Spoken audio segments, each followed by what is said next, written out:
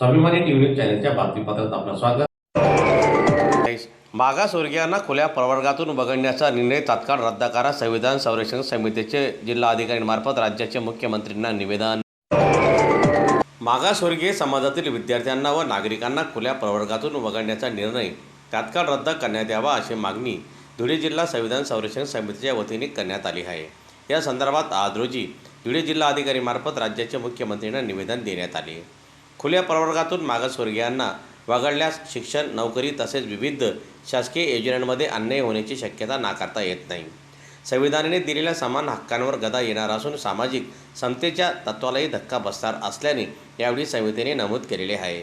हा निर्णय मागे न घेतल्यास राज्यभर तीव्र आंदोलन छेडण्यात येईल असा इशाराही संविधान संरक्षण समितीच्या पदाधिकाऱ्यांनी दिलेला आहे।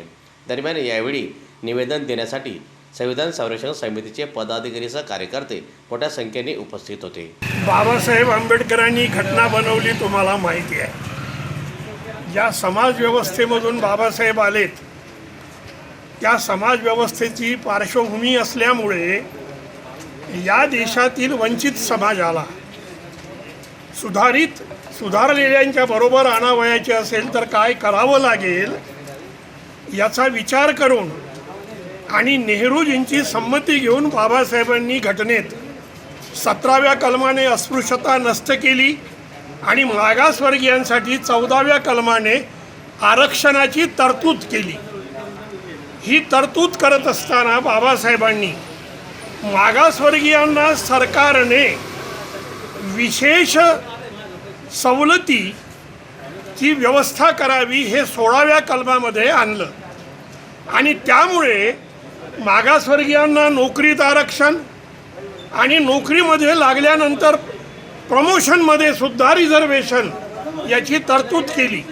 ही बाब मनुवादी लोकांना ही पसंत पडलेली नाही आणि म्हणून त्यांनी जसं जमेल त्या पद्धतीने मागासवर्गीयांना मागे रेटण्याचा प्रयत्न सुरू केलेला आहे।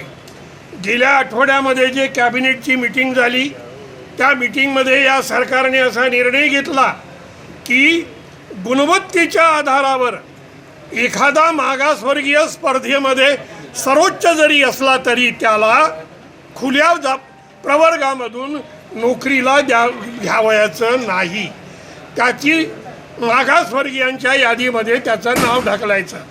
याचा परिणाम असा होणार आहे की जे सुधारलेल्या समाजाचे केवळ 15% लोक आहेत त्यांना 50% आरक्षण मिळणार आणि मागासवर्गीय SC, ST, VJ, NT, OBC धरून जे एकूण 85% आहेत त्यांनाही 49% मिळणार। अशा प्रकारची ही तरतूद आहे। याचा निषेध करण्यासाठी आम्ही माननीय मुख्यमंत्र्यांना निवेदन माननीय कलेक्टरच्या मार्फत पाठवण्यासाठी आलेलो आहोत। सरकारच्या या निर्णयाचा आम्ही निषेध करतो।